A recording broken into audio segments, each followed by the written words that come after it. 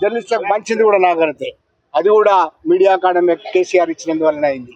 అంటే ఇవన్నీ చేయలేదనా? మీరు తప్పుడు ప్రచారాలు చేసి, అబద్ధాలు ప్రచారాలు చేసి, అసలు ఎవరికి చనిపోయినా పట్టించుకోలేదని చెప్పి ఢిల్లీకి పోయి అబద్ధాలు ప్రచారం చేసి ఇవాళ వచ్చిన వాళ్ళు మీరు రాజకీయం చేస్తున్నారు. శ్రీనివాసరెడ్డి గారు రాజకీయాలు చేస్తున్నారని మమ్మల్ని అనకండి. వాళ్ళని విడిచిపెడదాం.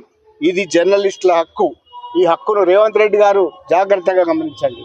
ఇది మా హక్కు, మేము సాధించుకున్న హక్కు. సాధించుకున్న హక్కును తీసుకోకండి. మీరు కొత్తగా ఇవ్వకండి, మాకేం అవసరం లేదు కావచ్చు. మీరు ఎన్ని వాగ్దానాలు చేసిరో ఆ వాగ్దానాల గురించి మేమేం అనడం లేదు కదా.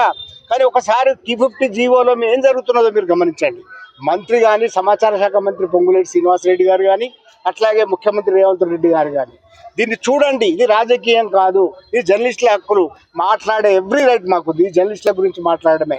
మీ గురించి మేమేం అనడం లేదు. మీ పాలనకు సంబంధించింది కాదు, మీ పోస్ట్ మార్టంకి సంబంధించింది కాదు, మీ పాలన పోస్ట్ మార్టం కాదు. ఇది జర్నలిస్టుల హక్కులకు భంగం కలుగుతున్నది కనుక ఒక జర్నలిస్టులుగా, తెలంగాణ ఉద్యమంలో పాల్గొన్న జర్నలిస్టులుగా మేము ఇది అడుగుతున్నాం. గుర్తుపెట్టుకోండి, ఇది రాజకీయం కానే కాదు.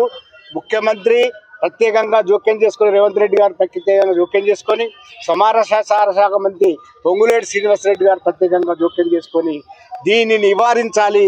252 జీవో అనే దాని వల్ల 10,000 వరకు తగ్గించి మీరు ఇద్దామనుకుంటున్నారు. అది చెల్లదు. డెస్క్ జర్నలిస్టులకు కూడా అక్రిడేషన్ కార్డులే ఇవ్వాలి. మీడియా కార్డులు అనే విభజన రాకూడదు. అట్లాగే నియోజకవర్గ స్థాయిలో విలేకరులకు కూడా ఇవ్వాలి. ఇంతకు ముందున్న 23,000 అక్రిడేషన్లు అట్లాగే కొనసాగించాలని డిమాండ్ చేస్తున్నాం. ఈ డిమాండ్ చేస్తే కనీసం మీరు 7వ హామీ ఇచ్చినారు, ఆ 7వ హామీ తుంగలో దొక్కి ప్రజాస్వామ్యంలో మేము జర్నలిస్టులం ఒక వినతి పత్రం ఇస్తాం కలెక్టర్ కంటే మా వాళ్ళని అరెస్ట్ చేసి ముషీరాబాద్కు తీసుకొచ్చినారు. ఇది సబబు కాదు.